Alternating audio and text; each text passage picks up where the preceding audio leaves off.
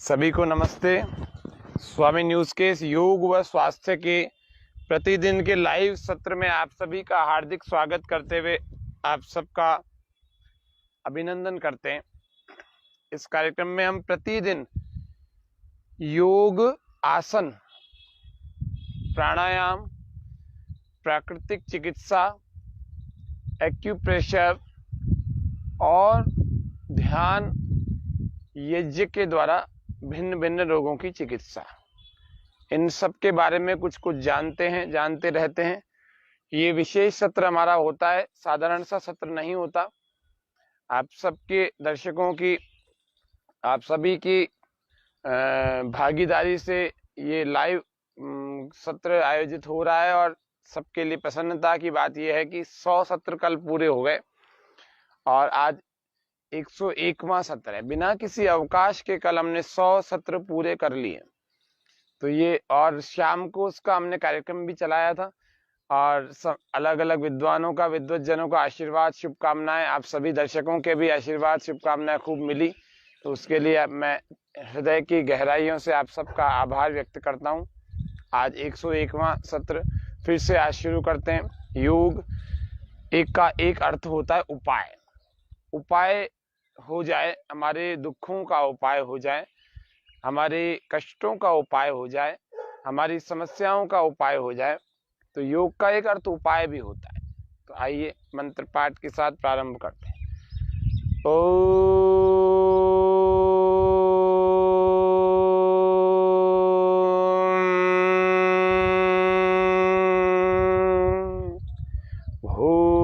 भूर्भुवस्वः तत्सवितुर्वरेण्यं भर्गो देवस्य धीमहि धियो यो नः प्रचोदयात्। ओम स्वस्ति स्वस्ति स्वस्ति। कैसे योग हमारे जीवन में परिवर्तन लाता है। योग से मन की और तन की और मन की, दोनों की दुर्बलता, दोनों की निर्बलता दूर चली जाती है और दोनों की निर्बलता भगाने का बड़ा सशक्त माध्यम है योग। योग कहने से ही तो व्यक्ति को लगता है कि कोई आसन और प्राणायाम के अलावा कुछ नहीं होगा, कोई व्यायाम होगा। नहीं, वो तो योग का, हठ योग का छोटा सा पार्ट मात्र है। बाकी योग का अर्थ है, ऋषियों के अनुसार, वो है समाधि। मनुष्य की को मुक्ति प्राप्त हो जाए, वह उसके लिए एक साधन, एक विधा है योग। तो योग किसको कहते हैं? महर्षि पतंजलि कह रहे हैं, योगश्चित्त वृत्ति निरोध है। चित्त में आने वाली समस्त प्रकार की वृत्तियों का नितांत ही रुक जाना, ऐसी अवस्था को योग कहते हैं। महर्षि व्यास इसकी व्याख्या करते हुए लिखते हैं कि योग है समाधि। योग समाधि को कहते हैं और समाधि का मतलब होता है सभी प्रकार के दुखों से, सब प्रकार से के दुखों से निवृत्ति होकर के ईश्वर की का आनंद प्राप्त हो जाता है। और मुक्ति का मतलब छुट्टी, सारे दुखों से छूट जाना, उसको मुक्ति या मोक्ष या समाधि कहते हैं। तो इसीलिए योग का एक ठीक ठीक अर्थ भी हमें आर्ष ऋषियों के द्वारा समझना होगा, नहीं तो लोग योग को व्यायाम के रूप में समझने लगे। ऐसा नहीं है।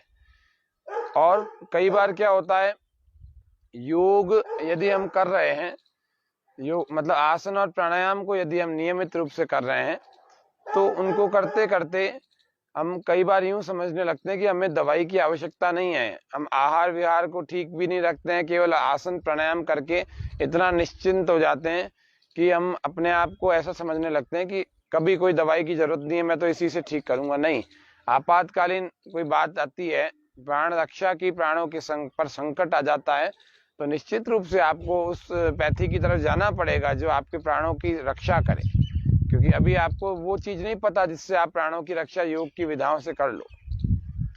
वर्तमान में कुछ समय पहले तक तो ये वैकल्पिक चिकित्सा पद्धति के रूप में डेवलप हुई थी योग चिकित्सा।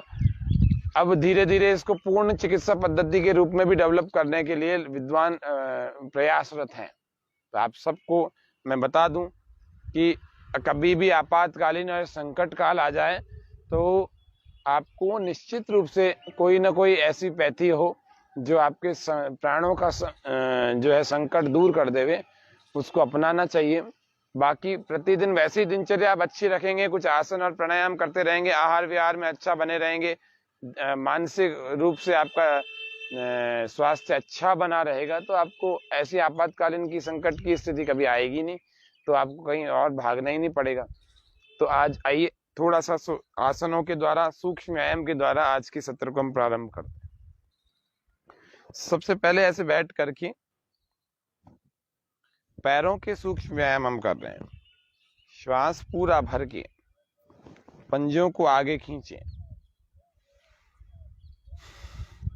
योगी बनो, पवित्र बनो, जीवन में सच्चरित्र बनो, निर्मल मन और निश्चल वाणी, हृदय में छलके प्यार, बहे ज्ञान की पावन गंगा, स्वर्ग बने संसार, योगी बनो, पवित्र बनो। धैर्यं यस्य पिता, क्षमा च जननी, शांतिश्चिरं गेहिनी, सत्यं मित्रमिदं, दया च भगिनी, भ्राता मनः संयम, शय्या भूमि तलम दिशोपि वसनम, ज्ञानामृतम भोजनम। एक पैर आगे, एक पैर पीछे। योगी बनो, पवित्र बनो। ये ते यस्य कुटुम्बिनो वद सखी, कस्मात् भयम योगिनः है। श्वास भरते छोड़ते हुए हाथों को पीछे रखें, श्वास भरते छोड़ते हुए गोल गोल घुमाएं दोनों पैरों को एड़ियों से विपरीत दिशा से। हम पैरों से लेकर के सिर तक के समस्त सूक्ष्म व्यायाम कर लेंगे। समस्त सूक्ष्म व्यायाम जब हम कर लेते हैं तो हमारे सभी जोड़, सभी मांसपेशियां अच्छी स्वस्थ बलवान होने लगती है। आज का शीर्षक ही है योग से निर्बल तन और मन को मजबूत बनाएं, निर्बलता दूर करें, दुर्बलता दूर करें। कईयों के पैरों में निर्बलता है, पैरों में, तो पैरों से ही हम निर्बलता को दूर बनाना चाह रहे हैं। बाइंटे बहुत आते हैं, बहुत समस्या आ जाती है। पैरों के सूक्ष्म व्यायाम करेंगे तो बाइंटे नहीं आएंगे, और एक्यूप्रेशर का ये बिंदु दबा देंगे ना तो भी नहीं आएंगे। ये बिंदु कौन सा है? छोटी उंगली छोड़ दो, एक और ये दो, इन दो उंगलियों को आप 20-25 बार दबा दो। जिनके बाइंटे आने की समस्या है, क्रैम्प्स की प्रॉब्लम है, वो नहीं आएगी।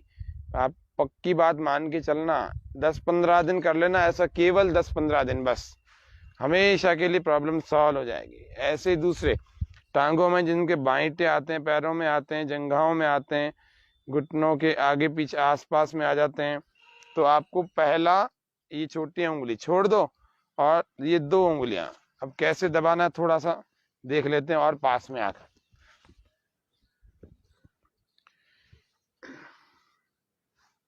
ये देख लेते हैं, ये इसको प्रेशर देना आप। दीप्ति जी, गौतम जी, सभी लाइव दर्शकों का, ऋतु जी, सबका हार्दिक स्वागत, अभिनंदन करता हूं। प्रसन्न मन रखेंगे तो एक एक चीज अच्छी हो, काम करेगी।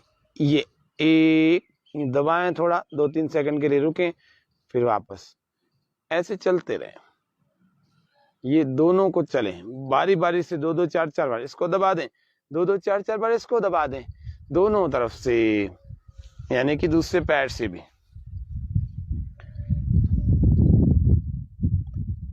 लगातार चलें बिना रुके,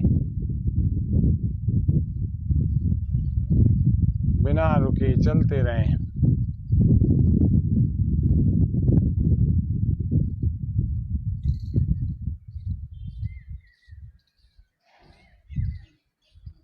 बिना रुके, मतलब 20-25 बार जब तक आप दबाएंगे तब जाकर के इसका कुछ असर होगा।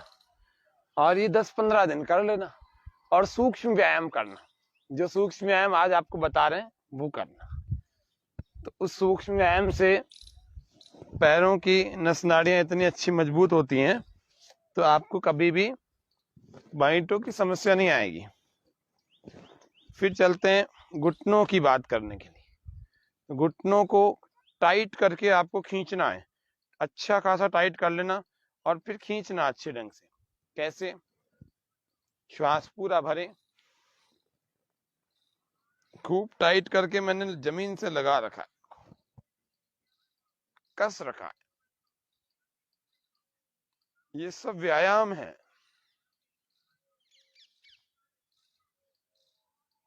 श्वास बाहर छोड़ करके ढीला छोड़ दिया। फिर से निर्बल तन और निर्बल मन को दूर, निर्बलता उनकी दूर भगाकर निर्बल तन और निर्बल मन को मजबूत बनाएं।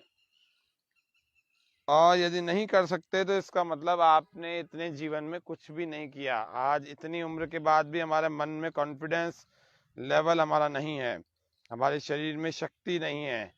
हम 10 घंटे काम नहीं कर सकते हैं, कोई 2-5 घंटे में, 7-8 घंटे में थक जाते हैं। फिर चलते हैं ऊपर के जोड़ पर। श्वास बाहर होगा और ऐसे घुटने को लगाएंगे और दबा के रखेंगे। आज हम गो रक्षासन को सीखेंगे। बच्चों से लेकर बड़ों तक सबके लिए गो रक्षासन बड़ा अच्छा है। एक वीरासन बहुत अच्छा है। महर्षि घेरंड ने 32 आसनों की चर्चा की। श्वास पूरा भर के इसको जमीन पर लगाएं। सिद्धम पद्मम तथा भद्रम, श्वास फिर से बाहर, इसको अपने छाती से वक्षस्थल से लगाएं। सिद्धम पद्मम तथा भद्रम मुक्तम वज्रम च स्वस्तिकम सिंहम च गोमुखम वीरम धनुरासनमेव च मृतं गुप्तं तथा मात्स्यं मत्स्येन्द्रासनमेव च गोरक्षं पश्चिमोत्तानम् उत्कटं संकटं तथा मयूरं कुक्कुटं कूर्मं तथा चोत्तानकूर्मकम् उत्तानमण्डूकं वृक्षं मण्डूकं गरुडं वृषं, पूरी शक्ति लगाएं। शलभं मकरं चोष्ठं भुजंगम योगमासनं द्वात्रिंशदासनान्येव मर्त्ये सिद्धि प्रदानि च। एक अभ्यास और करें, हाथों को इस प्रकार से पीछे कर लेंगे, दाएं पैर से श्वास पूरा भर के ऐसे पूरा चलाएं। ये पैरों के एंकल को ऐसा सीधा कस लें, घुटनों को और नितंब के जोड़ को और पैर को, पूरी टांग को, सबको व्यायाम मिल रहा है। ये सूक्ष्म व्यायाम है हमारी टांगों का, लोअर पार्ट का। सिद्धम पद्मम तथा भद्रम मुक्तम वज्रम च स्वस्तिकम, उल्टा चला लेंगे ऐसे।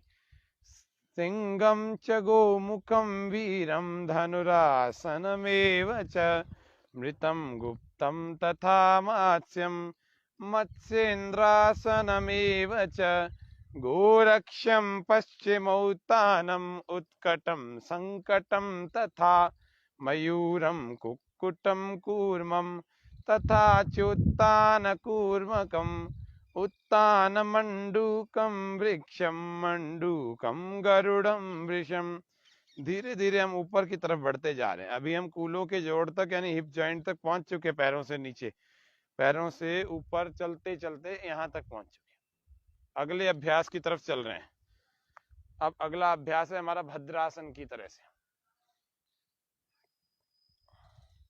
श्वास पूरा भर के ऊपर, श्वास पूरा बाहर। आपको सूर्य नमस्कार प्रतिदिन करना चाहिए, रोज आपको बताते हैं, कल भी बताया था आपको सूर्य नमस्कार रोज करना ही चाहिए। आज सूक्ष्म व्यायाम के बारे में ज्यादा आज प्रकाश डाल रहे हैं आज के कार्यक्रम में, जिससे कि समस्त जितने भी जोड़ भी हैं वे भी, छोटी छोटी मांसपेशियां, कहीं लिगामेंट होते हैं, कहीं कहीं कुछ होते हैं, ये सब धीरे धीरे मजबूत कैसे बने, तो उनके लिए आज का योगाभ्यास। और मन को मजबूत कैसे बनाए, मन को समझें, महर्षि पतंजलि के योग दर्शन को जाने। योगश्चित्त वृत्ति निरोध तदा द्रष्टुः स्वरूपेवस्थानम् अथ योगानुशासनम योगश्चित्त वृत्ति निरोध तदा द्रष्टुः स्वरूपेवस्थानम् वृत्ति सारूप्यम इतरत्र। वृत्तयः पंचतयः क्लिष्टा क्लिष्टा। अलग अलग सूत्रों के माध्यम से 195 सूत्र पूरे योग दर्शन में 4 पाद, समाधि पाद, साधन पाद, विभूति पाद और कैवल्य पाद के रूप में दिया। और इस सारे 195 सूत्रों में मोक्ष प्राप्त करने की विधि महर्षि पतंजलि बता रहे हैं। बहुत बड़ा साइकोलॉजी है इसमें, बहुत बड़ा मनोविज्ञान भी दिया हुआ है। चित्त के ऊपर इतना कोई व्यक्ति प्रामाणिक और इतना विशेष लिख सकता है कोई व्यक्ति, तो वो ऋषि के अलावा कोई नहीं हो सकते हैं। आप अपने चित्त के बारे में नहीं जानते, आप इस आत्मा के बारे में नहीं, अपने बारे में नहीं जानते, परमात्मा के बारे में नहीं जानते, अपने मन के कार्य करने की शैली के बारे में नहीं जानते, और अपने इन समस्त के अलावा प्रकृति के बारे में नहीं जानते। 3 ही तत्व अनादि और अनंत हैं। त्रैतवाद के सिद्धांत को योग करने वाले को मानना चाहिए। ईश्वर, जीव और प्रकृति, ये तीनों का ना तो कभी जन्म होता है और ना ही कभी इनकी मृत्यु होती है। ये फूलों के जोड़ों के लिए हमने किया। अब किसी के वजन कुछ ज्यादा है, मान लीजिए पेट पर बहुत चर्बी, बहुत शेप भी बिगड़ा हुआ है, तो थोड़ा सा उसको चक्की चालन जैसी कुछ क्रियाओं के द्वारा दूर कर सकते हैं। श्वास बाहर आगे आए, श्वास भरें तो पीछे ले जाए। शरीर में फुर्ती नहीं होगी ना, तो कुछ भी अच्छा काम करने का मन नहीं करेगा। फुर्ती तो पैदा करनी पड़ेगी, सुबह के व्यायाम से पैदा कर सकते हैं, कुछ प्राणायामों से, कुछ आसनों से आपको करनी ही होगी। अब तो आपकी स्थिति ठीक हो गई थोड़ी सी, तो फिर पैरों में थोड़ा फासला बनाए। जिनके कमर में दर्द हो वो बहुत ज्यादा आगे ना झुके, थोड़ा सा झुके। बाकी सारे लोग इसको कर सकते हैं। कमर दर्द वाले आगे झुकने वाले करने की बजाय मरकट आसन, भुजंग आसन आदि का अभ्यास किया करें। पहले कमर का दर्द ठीक करें, उसके बाद दूसरी चीजों को करना चाहिए। मरकट आसन, भुजंग आसन, शलभासन। कमर दर्द है तो कमर दर्द के आसन करें, पेट में समस्या है तो सारी चीजें करें, सिर में मस्तिष्क की समस्या है, डिप्रेशन है, स्ट्रेस है, एंजाइटी है, फोबिया है, हिस्टीरिया है, तो मानसिक रोगों की चिकित्सा वाले आसन और प्राणायाम दोनों करें। पूरा पैकेज ही हो गया। थायराइड है तो थायराइड के लिए उज्जाई, सिंहासन, सर्वांग आसन, हल आसन, मत्स्यासन, सुप्त वज्रासन और मिट्टी पट्टी गले पर, और उसके अलावा भी कुछ क्रियाएं हैं 5-5, 6-6 और, तो 8 से 10 क्रियाएं थायराइड को ठीक करने वाले लोग करें। तो 2 तो मुख्य रूप से है, उज्जाई और सिंहासन। उज्जाई एक प्राणायाम है, सिंहासन एक आसन है। अब इसको और फैला देंगे और पूरा ऐसे गोल घुमा कर श्वास बाहर और आगे की तरफ जा रहे हैं और श्वास भरें पीछे की तरफ।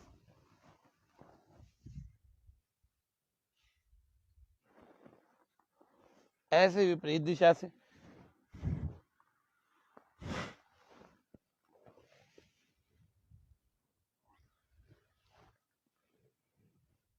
दोनों पैरों को पास में कर लेंगे। नौका चालन, अंगूठा बंद, मुट्ठियां बंद, अंगूठा अंदर, श्वास बाहर, श्वास भरे पीछे जाए।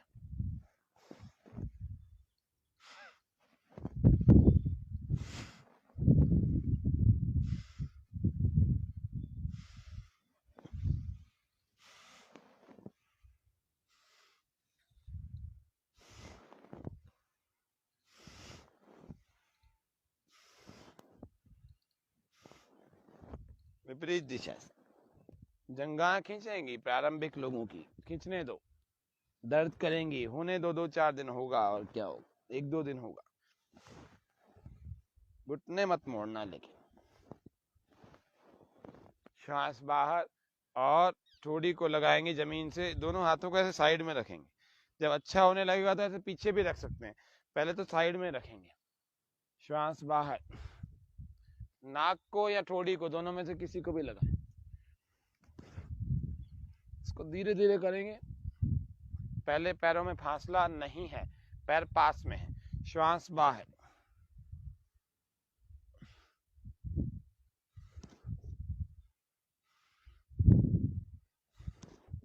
कल भी तन मन की निर्बलता को दूर करने के लिए और क्रियाएं बताएंगे। आज तो थोड़ी थोड़ी बता ही रहे हैं, कल और बताएंगे, परसों और बताएंगे। तो तन मन की निर्बलता को दूर करने के लिए अब दोनों को पैरों को फासला थोड़ा सा दे दिया इसमें, श्वास बाहर। जो लोग इसमें तेज कर सकते हैं वो तेज किया करें।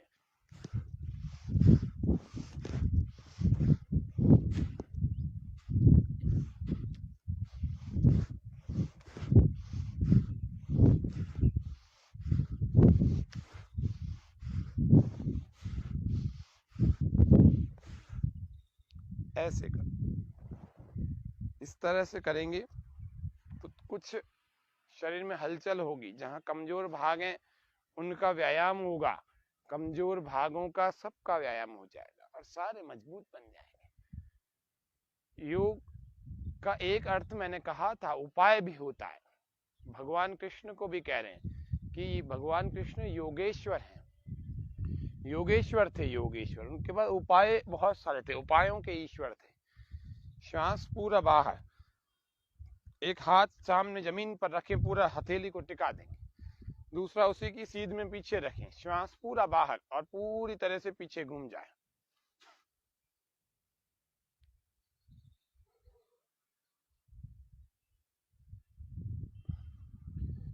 पूरा घुमा करके रोकें थोड़ी देर, श्वास भरते हुए धीरे धीरे वापस आ जाए, फिर से श्वास बाहर। इतना महान मनुष्य होने के बाद भी निराश हो जाता है, हताश हो जाता है, आलसी हो जाता है, स्वार्थी हो जाता है, प्रमादी हो जाता है, धोखाधड़ी करता है, असत्य बोलता है, तो मन तो खराब होगा उसका, शरीर तो बिगड़ेगा। श्वास पूरा बाहर। दिनचर्या का ठीक ढंग से पालन नहीं करता, कभी भी कुछ भी खा लेता है, खाने की विधि नहीं पता, पूरी तरह से मन लगा कर नहीं खाता, नींद भी ठीक ढंग से नहीं आती, इसलिए उसको पेट खराब हो जाता है तो दिमाग खराब हो जाता है। आप सभी अनुभव करके देखना, सुबह सुबह कि जिसका पेट साफ नहीं हुआ ना, वो चिड़चिड़ा सा रहेगा, अधूरापन सा रहेगा। कोई भी एक आसन लगा लें। यदि आप पद्मासन को ठीक ढंग से लगा सकते हैं तो प्रयास करें। एक पैर को ऐसे जंघा पर रख लेंगे, इस घुटने को जमीन पर रख लेंगे, दूसरे पैर को भी धीरे धीरे लाएं और धीरे से इसको दूसरी जंघा पर रख लेंगे और दूसरे घुटने को भी जमीन पर रख लेंगे। ये लग जाएगा पद्मासन, इसको कहते हैं। तो पद्मासन जिसका लग जाए, यानी कि उसका एक आसन तो लग गया। पद्मासन ध्यानात्मक आसन भी है। जब व्यक्ति ध्यान करता है तो यदि उसने आसन को ठीक ढंग से लगाना सीख लिया तो उस पूरे आसन की काल में वो उस आसन को लगा सकते हैं। उससे सीधा भी व्यक्ति बैठ जाता है, उसकी टांगें भी मजबूत हो जाती हैं और उसका पोस्चर सुधर जाता है। ये स्ट्रक्चरल बैलेंस नाम की एक चीज होती है जो आपके पूरे कंकालीय इस तंत्र को बताते दूर से कि इसका शरीर कैसा सीधा है, टेढ़ा है, ऐसा है, झुका हुआ है। अब देखो कितना सीधा शरीर रखा हुआ आसन में। इसी प्रकार से आपको अलग अलग आसनों का अभ्यास करते करते करते करते योग के कुछ आसन आ जाएंगे। राइट को सीधा रखें, लेफ्ट के एड़ी को उठाएं और इस एड़ी को मलमूत्र के द्वार के ठीक बीच में एक खाली स्थान होता है जहां से सीवनी नाड़ी निकलती है, वहां पर लगा देंगे। इस एड़ी को दबा देंगे थोड़ा सा। दूसरे पैर को उठा करके इसके टकने को एंकल से लगाएंगे और इसके अंदर यूं फंसा भी देंगे। ये एंकल से एंकल लग गया। इस पीछे नीचे फंसे हुए पैर को थोड़ा सा बाहर निकालेंगे। इस तरह से इसको कहते हैं सिद्धासन। अगर हम एड़ी हमारी आगे पीछे हो गई है तो उसको ठीक कर लिया हमने ऐसे उठ करके, तो ये यहाँ से पैर दिख रहा है, ये अंदर थोड़ा सा गया, टकने से टकना मैं अनुभव कर रहा हूँ, दोनों मिले हुए हैं और ये एड़ी मेरी थोड़ी थोड़ी नाभि की तरफ आ रही है। इसको कोशिश करेंगे ठीक ढंग से और लग जाए तो पूरी तरह से नाभि को छू जाए या फिर पेट को थोड़ा सा छूने की स्थिति में आसपास में आ जाए, तो इसको कहते हैं सिद्धासन। सिद्धासन बहुत अच्छा आसन है, ध्यानात्मक आसन है और हमारे ब्रह्मचर्य को मजबूत रखता है।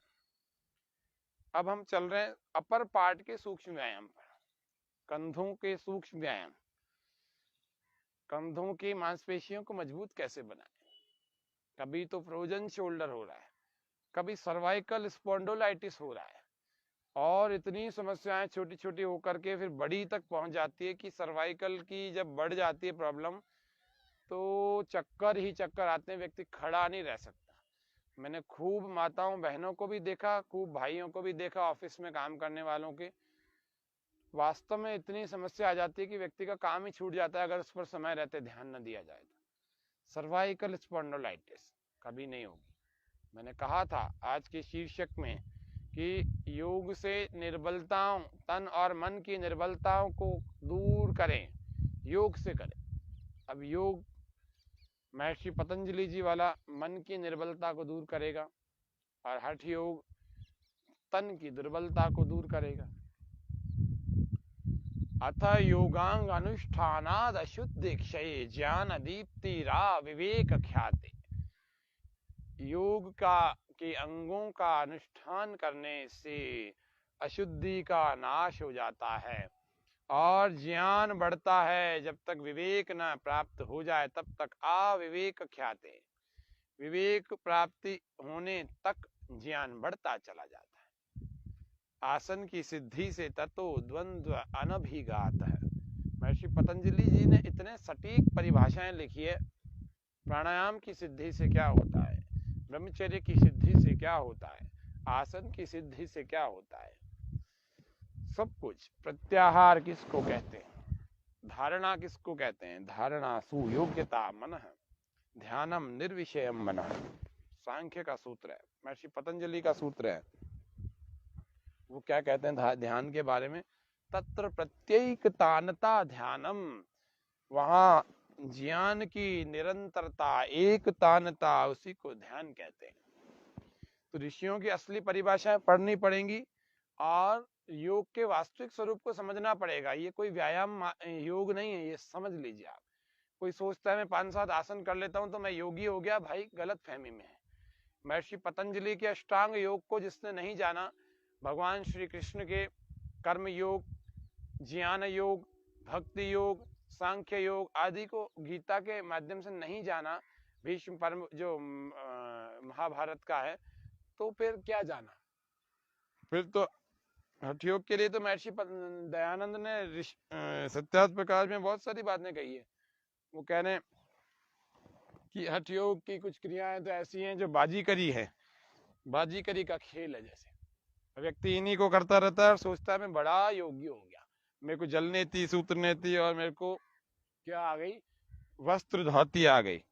और वस्त्र धोती आने के बाद ये 5-7 और क्रियाएं आने के बाद अपने नाम के आगे योगी भी लगा देता है, आगे या पीछे लगा देता है। वो सोचता है वैसे लोग कहीं नहीं कहें मेरे नाम के आगे जुड़ा हुआ ही है ना, उपनाम की तरह से, तो वैसे योगी निकल जाएगा। ये क्या बात हुई, योगी भी बुलवा बुलवा करके बोलोगे, ऐसे काम करो। योग के क्षेत्र में बहुत विद्वान है। हमारे पूज्य आचार्य सत्यजीत जी हमारे राष्ट्र में रहते हैं, योगी हैं। कभी जा करके मिलो, ऐसे उनके द्वारा लगाए हुए साधना शिविरों में जाओ, वो लगाते हैं साल भर में 1, 2, 3 शिविर लगते हैं, 2 शिविर लगते हैं। पूज्य आचार्य सोमदेव जी, स्वामी विश्वंग जी, इतने सुंदर, इतने बड़े विद्वान हैं, योगी हैं। योगी व्यक्ति के सानिध्य में रहना चाहिए, योगी व्यक्ति से मार्गदर्शन प्राप्त करना चाहिए, उनके द्वारा आयोजित शिविरों में जाना चाहिए। बहुत सारे विद्वान और भी हैं, पूज्य आचार्य प्रद्युम्न जी महाराज, आचार्य आशीष जी, बहुत सारे विद्वान हैं इस भारतवर्ष में अभी भी। हाँ ये बात ठीक है, अच्छे विद्वान उंगलियों पर गिने जा सकते हैं, इतने ही हैं, लेकिन हैं अभी जिन जिन के मैंने नाम बताए, ये श्रेष्ठ विद्वान हैं आर्य जगत के, भारतीय समाज के ये बड़े अच्छे विद्वान हैं, योग के वास्तविक मर्म को जानते हैं। ये गर्दन के सूक्ष्म व्यायाम हमने किए, पहला पहला आगे और पीछे का धीरे धीरे करना, जिनको सर्वाइकल स्पॉन्डिलोलाइटिस। दाएं और बाएं का, कान को कंधे से लगा लें। तीसरा, गर्दन को ही घुमा करके ले जाए, श्वास बाहर। कुछ लोग कहते हैं योग की गहरी विधाओं को कैसे सीखें, तो वैदिक धर्म का कोई गुरु आपको मिल जाए तो उनसे आप योग की गहरी विधा को सीख सकते हैं, अष्टांग योग को सीख सकते हैं। उन्हीं गुरुओं के मैंने, उन्हीं आचार्यों के, उन्हीं श्रेष्ठ आचार्यों के मैंने आपको आज नाम भी बताए। कहाँ रहते हैं, कैसे जाया जा सकता है, जो जानना चाहे वो मेरे से संपर्क कर सकते हैं। मैं आपको पूरा निर्देश, पूरा गाइडेंस कर दूंगा कि कैसे कैसे योग के स्तर को बढ़ाया जाए, अपने स्तर को बढ़ाया जाए। ये तो आसन प्राणायाम, ये तो नियमित रूप से व्यायाम के रूप में आपको करना ही है, दिनचर्या का हिस्सा बना के। फिर योग को आगे भी तो जानना है, कोई जिंदगी भर इसी पर थोड़ी रहना है। तो आगे जानना है तो आपको अष्टांग योग का, महर्षि पतंजलि के अष्टांग योग को जानना पड़ेगा, नहीं तो आप अधूरे ही रह जाएंगे। हमने सूक्ष्म व्यायाम के रूप में अलग अलग क्रियाओं को कर रहे हैं, किया भी और कर भी रहे। श्वास पूरा बाहर, श्वास भर के वापस, श्वास पूरा बाहर। आज का यह सत्र थोड़ा विलंब से हमने प्रारंभ किया, 7 बजे के लगभग किया, जिससे कि और भी लोग इसमें से जुड़ जाएं, क्योंकि काफी सारे लोग आज भी देर से उठते हैं। तो मैं समझता हूँ आज काफी सारे लोग इसका लाभ उठा रहे हैं, लाइव में भी बने हुए हैं। ये छोटे छोटे सूक्ष्म व्यायाम है। ये आपका, ये ऑफिस का स्ट्रेस बहुतों को है, लिखते रहते हैं, राइटर्स हैं, या फिर कंप्यूटर चलाते रहते हैं, हाँ, टेबल पर बैठे रहते हैं, लगातार एक ही पोस्चर में बैठे रहते हैं। ये करें, ये सारे सूक्ष्म व्यायाम है। कस लेवें शरीर की इन भुजाओं को, इन पंजों को, इन हथेलियों को ऐसा कसें कि जैसे कोई लोहे के बॉल को पकड़ रहे हैं, और श्वास भरते हुए, पूरा बंद ना करें, यहाँ तक लाए और श्वास छोड़ते हुए धीरे धीरे वापस खोल ले। वास्तविक आचार्यों और गुरुओं को, जो ओरिजिनल योग के वास्तविक स्वरूप को जानते हैं, ऐसे लोगों के संपर्क में रहना चाहिए। तो योग का ये तो आसन और प्राणायाम तो आपको करने ही है प्रतिदिन। ये नहीं करेंगे तो बीमार हो जाएंगे, और फिर बीमार व्यक्ति तो कहीं भी भटक जाता है।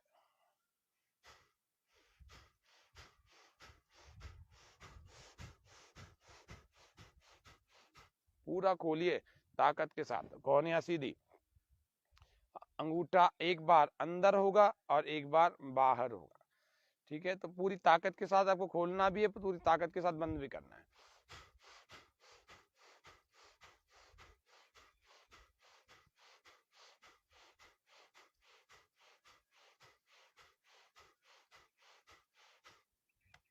यहाँ की सारी मांसपेशियों का व्यायाम होगा। भुजाएं थकेंगी नहीं, कंधे थकेंगे नहीं, स्ट्रेंथ बढ़ेगी। स्ट्रेंथ बढ़ेगी ना तो शक्ति बढ़ गई, और क्या। ये घुमा दिया ऐसे गोल गोल, अंगूठा अंदर रख के यूं घुमा दिया है, अलग अलग भी रख ली, या फिर आप इनको जोड़ करके यूं घुमाएं।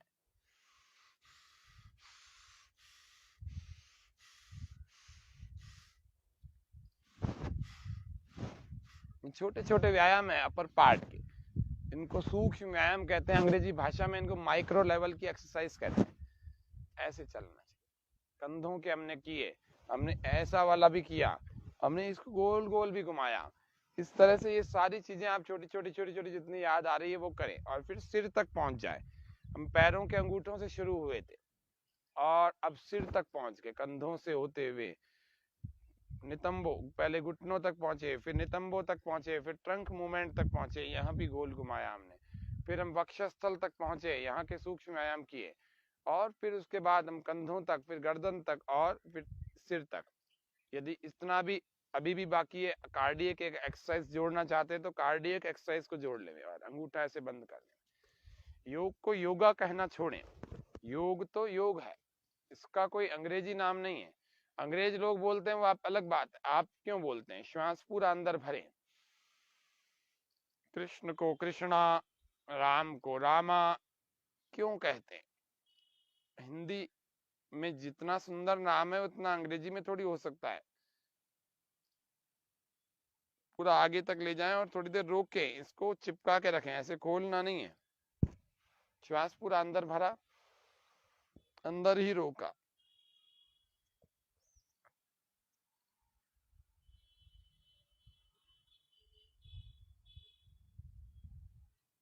श्वास छोड़ते हुए वापस ले आए। फिर से एक बार और करें। प्रकृति की गोद में योग, उद्यान में, पर्वत पर, सरोवर के किनारे, सागर में, सब जगह योग ही योग, योग ही योग। वहां पर जाएं तो आप व्यर्थ में घूमने में समय बिताए, थोड़ा सा बिता लें, कोई बात नहीं, पूरा समय खराब ना करें। यदि सुबह सुबह आप ऐसी प्राकृतिक स्थल पर पहुंच रहे हैं तो थोड़ा सा प्राणायाम, ध्यान ऐसा करने का प्रयास करें। श्वास पूरा भर के। इसमें वक्षस्थल का एक और भी व्यायाम है। वो क्या है? ये पंजों का इंटरलॉक है ना, ये आपको करके ऐसे पीछे रख लेना चाहिए और श्वास पूरा भर के, पूरा भार आपको पीछे रखना, पीछे डालना है। पीछे कितना? कमर से ज्यादा दूरी पर नहीं।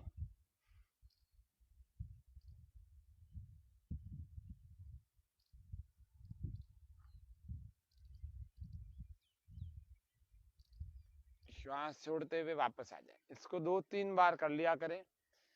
और अब सिर तक पहुंचेंगे। श्वास पूरा भरें, दोनों हथेलियों को ऐसे इंटरलॉक करके सिर के पीछे लगा, श्वास पूरा भर लेंगे, अंदर रोक लेंगे और इन हथेलियों से प्रेशर देंगे सिर की तरफ, सिर से प्रेशर देंगे हथेलियों की तरफ और श्वास अंदर रोक के रखेंगे। वाइब्रेशन फील करेंगे,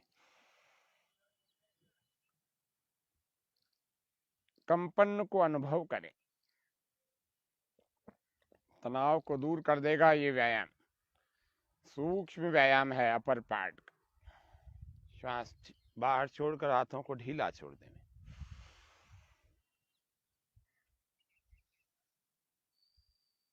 अब इतने सारे आज आपको 25-30 चीजें बताई, इसमें से 8-10 चीजें तो रोज करनी है सूक्ष्म व्यायाम। लोअर पार्ट के 2-4 और 4-5 जो है ऊपर अपर पार्ट के।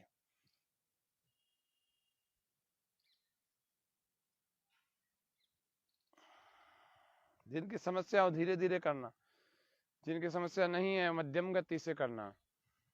तेज तो नहीं करनी चाहिए, तेज से चंचलता बढ़ जाती है। तेज तो दंड बैठकें कर लिया कर। दंड बैठकें जो करता है वो मजबूत रहता है। बस किसको करनी चाहिए किसको नहीं वो बातें हैं, लेकिन लगभग 90% लोग कर सकते हैं। जिनके शरीर में थोड़ा ऊर्जा का स्तर अच्छा लग रहा है तो अपनी क्षमता के अनुसार, आयु के अनुसार दंड बैठकें कर सकते हैं। लेकिन निर्देशन में करना चाहिए कि विशेषज्ञ से राय सलाह लेकर के कि शुरुआत में 2-4 दंड बैठकों से शुरू करना चाहिए।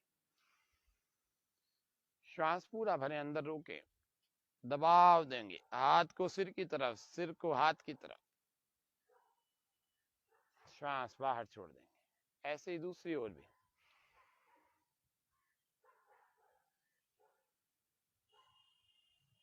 योग से पवित्र जीवन, पवित्र तन रखो, पवित्र मन रखो। पवित्रता मनुष्यता की शान है, जो मन वचन कर्म से पवित्र है वो चरित्रवान ही यहाँ महान है। पवित्र तन रखो, पवित्र मन रखो। अभी भी आलस भागा नहीं है तो 2 क्रियाएं और कर लें। वैसे तो बहुत जल्दी भाग जाता है 2-4 से ही। श्वास पूरा भर के ऐसे ऊपर तक ले जाए, खींचे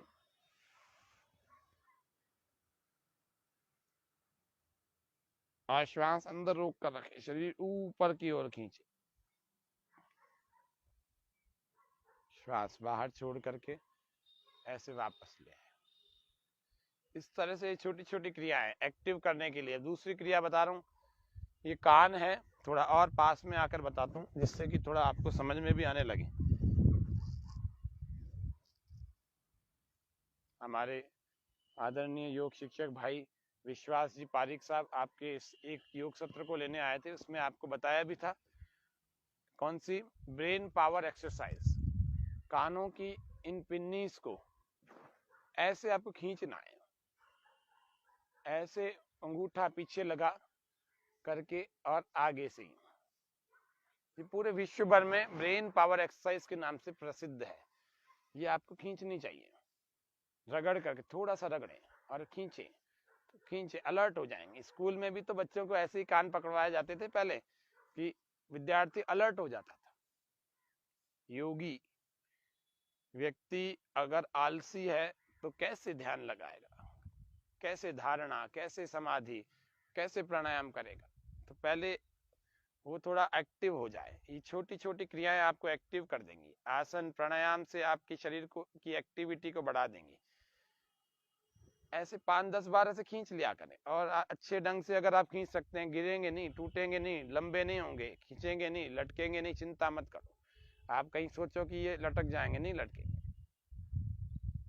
ऐसे ऐसे ही इसको पीछे की तरफ, इस वाले भाग को पूरा, कानों को, बड़े नहीं होंगे, चिंता मत करो। 4-5 बार, 5-6 बार ऐसे ऊपर से भी।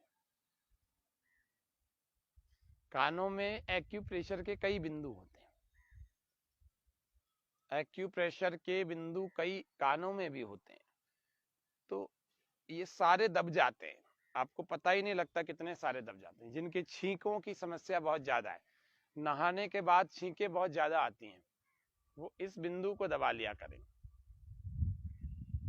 15 बार प्रतिदिन दबाना है बस, इसके बाद कुछ नहीं दबाना। एक दिन में केवल 15 बार श्वास पूरा भरे और अंदर की तरफ इसको दबाएं।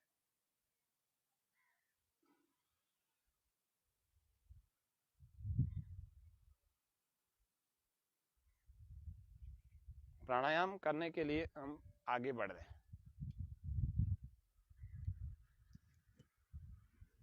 प्राणायाम करेंगे।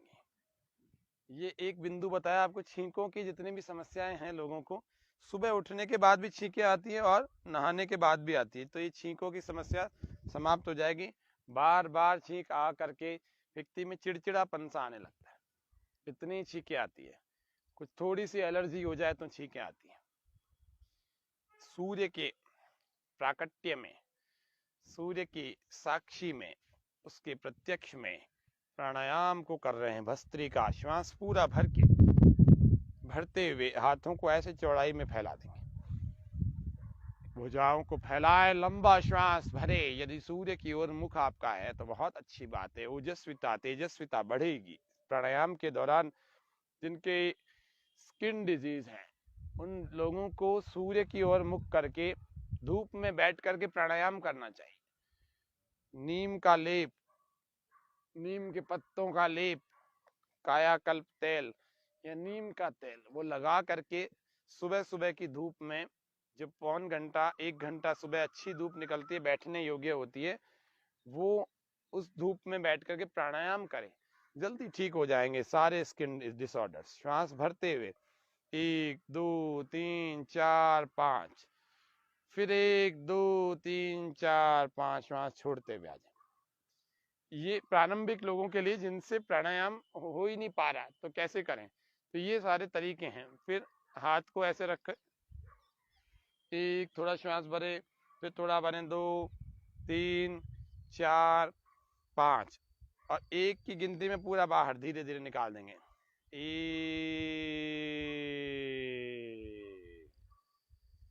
इसी प्रकार से ये भी भस्त्रिका प्राणायाम को कर रहे हैं, और ये तरीके से ऐसे कर रहे हैं कि आसानी से बूढ़े, बीमार, कमजोर लोगों से भी होने लगता है।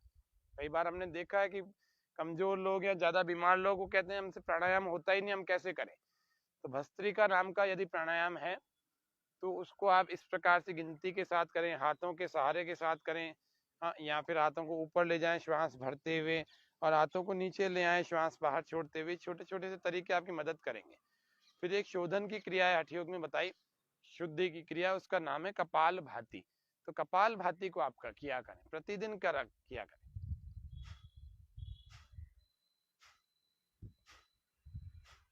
सावधानियां, विधि सब आपको प्रत्येक कई कक्षाओं में आपको बता चुके हैं, कल भी बताई थी। हर बार वेग पूर्वक दोनों नासिकाओं से श्वास को बाहर फेंकें, आंखें बंद, चित्त शांत, एक मुद्रा किसी को लगा दें, यदि वायु बढ़ी हुई है तो, मोटापा बढ़ा हुआ है तो पृथ्वी मुद्रा, और ज्यादा बढ़ा हुआ है, बहुत ज्यादा बढ़ा हुआ है फैट, आपको जल्दी रिड्यूस करना है, तो सूर्य मुद्रा को लगा करके 16 मिनट तक प्राणायाम कंटिन्यू करें, या 16 मिनट तो लगातार आपको इसको लगा के रखना चाहिए। सूर्य मुद्रा, ये तीसरी वाली अंगुली अंगूठे की जड़ में लगा दी, सूर्य मुद्रा।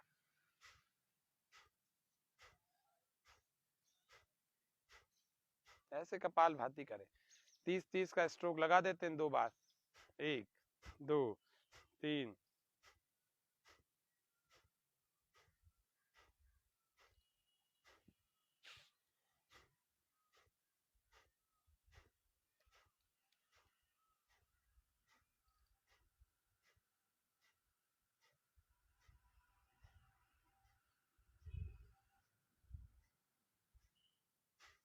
तीस।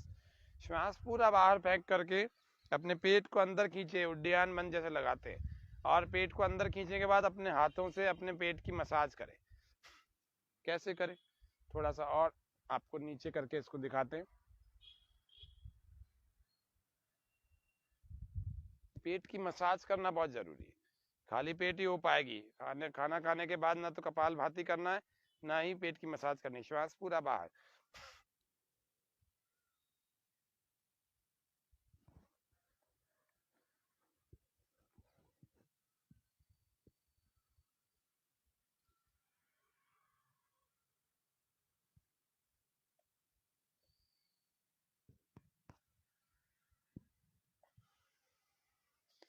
फिर दूसरी बार फिर कपाल भाती कर लिया।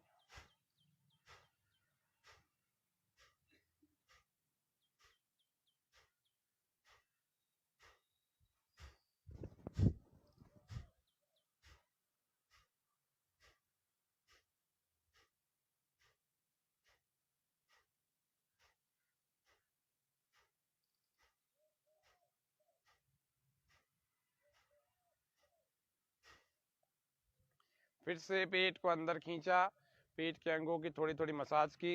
अब इस वाले भाग से करेंगे, हाथों के इस भाग से, अभी तक इस भाग से कर रहे थे, अब इस भाग से करेंगे।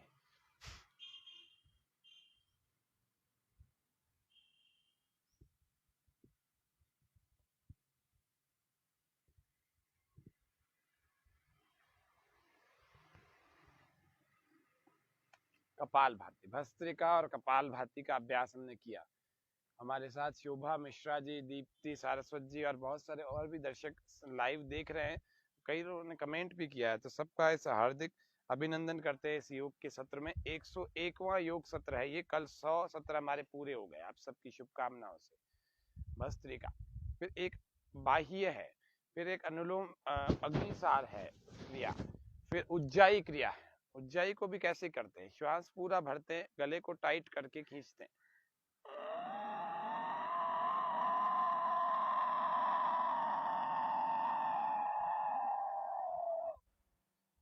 प्रारंभ में आपको खांसी आए तो घबराना नहीं है, सही खींच रहे हैं ये समझ लीजिएगा।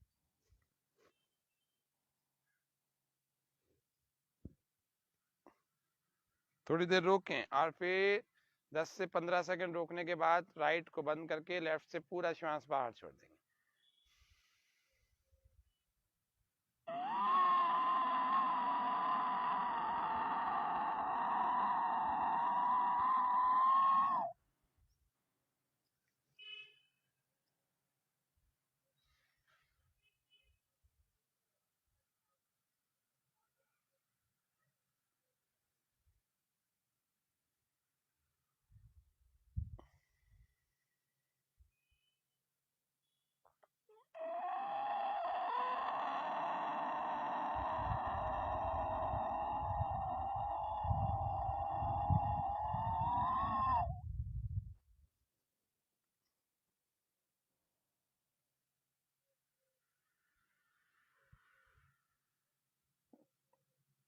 कुछ लोगों को पहले दिन नहीं समझ में आता,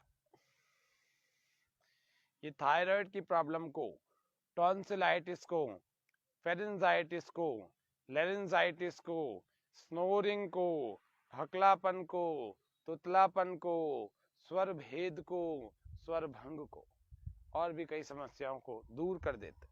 और किया है, हजारों लोगों ने किया, लाखों लोगों ने इन छोटे छोटे क्रियाओं से लाभ उठाया है। तो ये उज्जाई क्रिया है, ये कुछ दिनों में करते करते समझ में आने लगती है, ऐसा नहीं कि नहीं आएगी। तो ये फिर अनुलोम विलोम क्रिया को करें, एक प्राणों की क्रिया है अनुलोम विलोम। राइट को बंद करें, लेफ्ट से पहले श्वास बाहर छोड़े,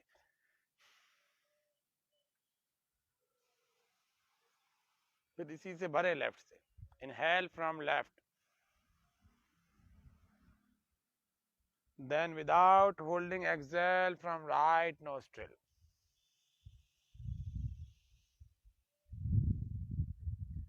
Inhale from right nostril.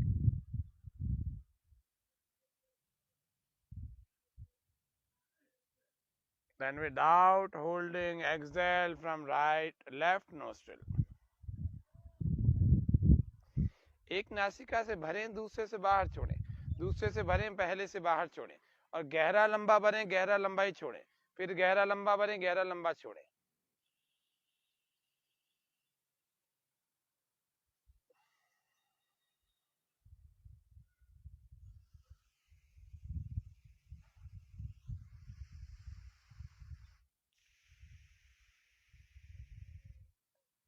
ये प्राणायाम 5 से 10 मिनट जरूर किया करें।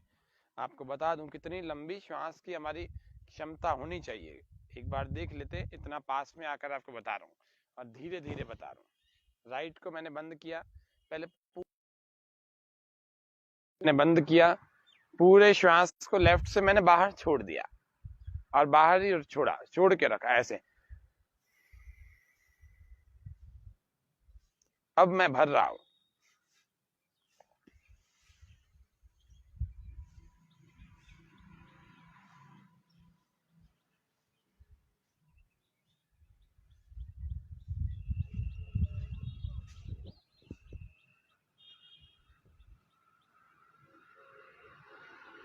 इतना गहरा भर लिया। अब मैं दूसरे से बाहर छोड़ रहा हूं,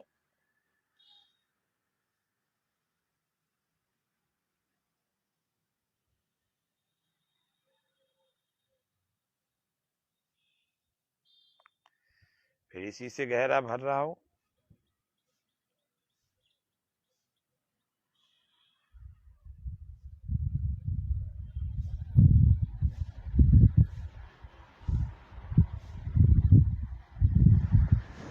आपको अनुभव पता लग रहा होगा कि मैं भर रहा हूं।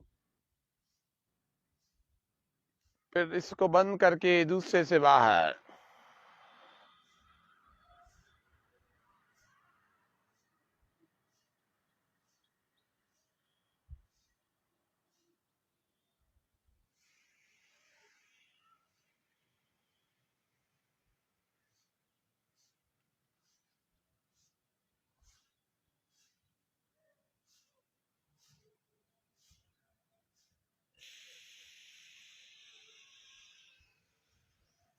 ये हाथ थक जाए ऐसे करो,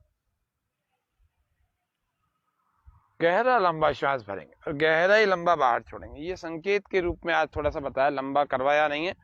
और प्रसन्न रहना चाहिए। प्राणायाम आंखें बंद करके करें, प्राकृतिक स्थल पर करने का प्रयास करें और कोशिश करें कि आपके ऊपर किसी की बुरी बातों का प्रभाव न पड़े और वो मन इतना मजबूत हो जाए कि आपको कोई बहका ना सके, ज्ञान इतना विस्तृत हो जाए, ज्ञान इतना अधिक अच्छा पक्का मैच्योर परिपक्व हो जाए कि कोई आपको अज्ञान में, अंधविश्वासों में, पाखंडों में भरमा ना सके। तो ये थोड़ा सा आपको इंटेलिजेंट भी बनने के लिए ऋषियों के विचारों को पढ़ना पड़ेगा, नहीं तो कोई भी व्यक्ति आपको अंधविश्वासों में धकेल सकता है, कोई भी व्यक्ति उल्टी पुल्टी बातों में अपने फंसा सकता है। और वो अज्ञान भी दुख का एक बड़ा कारण है, अज्ञान दुख का बड़ा कारण है, अविद्या दुख का बड़ा कारण है। इसीलिए वैदिक धर्म की ओर चलें, बढ़ें, वेद की ओर चलेंगे, योग की ओर चलेंगे, निश्चित रूप से हमारे सारे दुखों का नाश होगा। भ्रामरी प्राणायाम कर रहे हैं, श्वास पूरा भर के, नासिका से ओमकार की ध्वनि, ठीक है।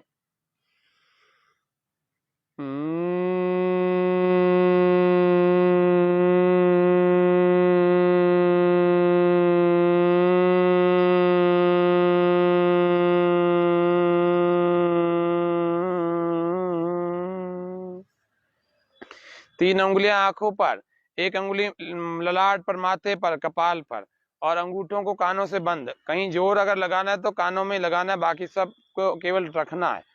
ठीक है, चलेंगे फिर से। पूरा श्वास भर के नासिका से हमिंग करते हुए, नाक से हमिंग करते हुए आवाज निकालनी, 3 बार करना।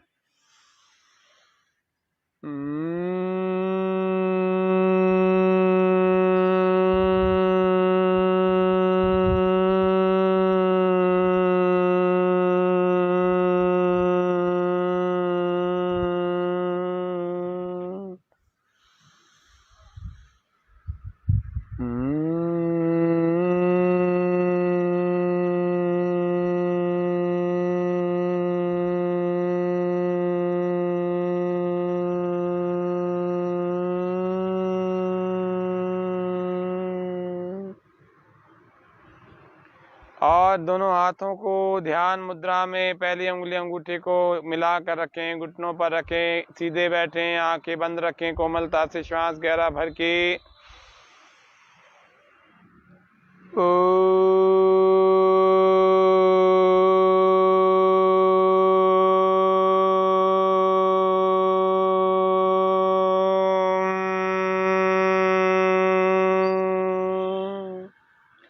फिर से श्वास भरें,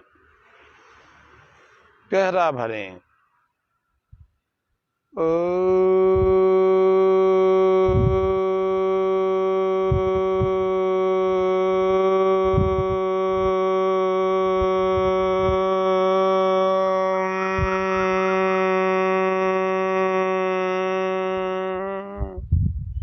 फिर से गहरा श्वास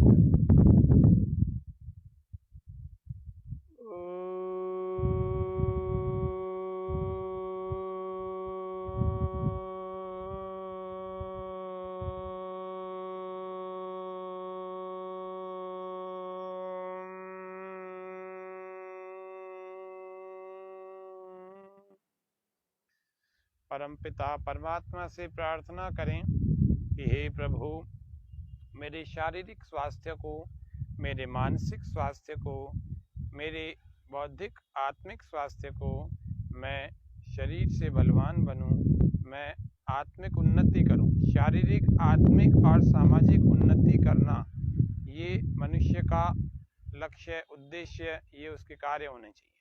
पहले पहले वो शरीर से निश्चिंत हो जाए, शारीरिक उन्नति हो जाए उसकी, फिर दूसरा उसकी मानसिक आत्मिक उन्नति होनी चाहिए, आत्मिक उन्नति, आत्मा की उन्नति हो जाए, भीतर से गंदी बातों को निकाल फेंके, आत्मिक उन्नति हो जाए, समस्त क्लेशों को धीरे धीरे दूर करने का प्रयास करें।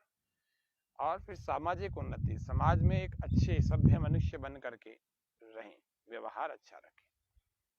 परमात्मा से प्रार्थना करेंगे कि मेरे सभी प्रकार के जो हमने अभी कहे, ये सभी प्रकार की उन्नतियां हों और मैं इस जीवन में सफल हो जाऊं, ईश्वर का भक्त हो जाऊं तो सफल हो जाऊंगा।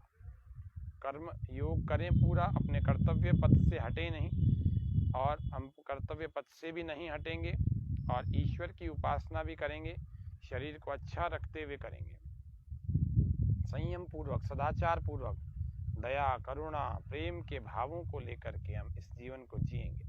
गहरे श्वास भरें।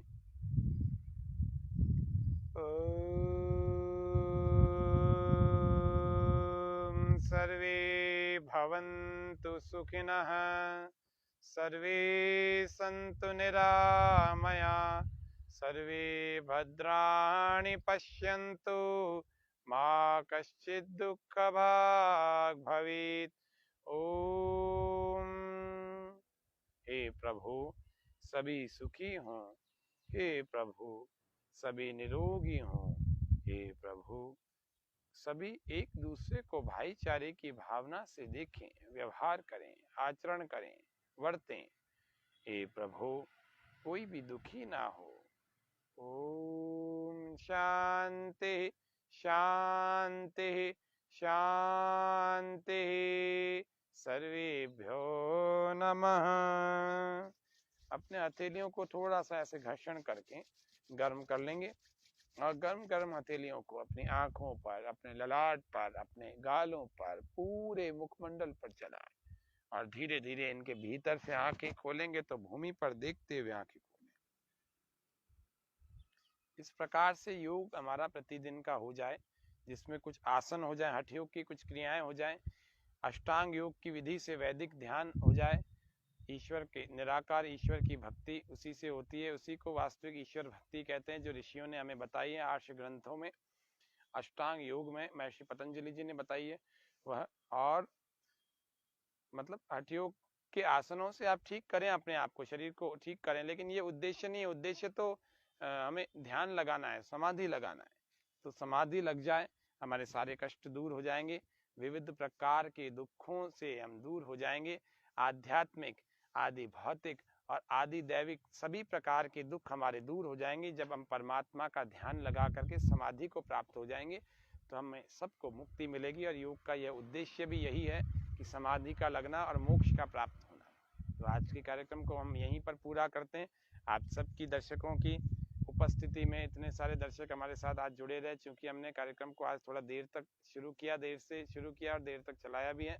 तो सभी के स्वास्थ्य की मंगल कामना करता हूं मैं। सभी स्वस्थ रहें, प्रसन्न रहें, और सभी के घर में सुख शांति बनी रहे, क्योंकि हमारे शरीर में, हमारी बुद्धि में सुख शांति होगी तो हमारे घर में भी सुख शांति होगी। अशांत व्यक्ति सब जगह अशांति और दुख फैलाता है, नकारात्मकता फैलाता है। तो आज के कार्यक्रम को इतना ही। ओम शम।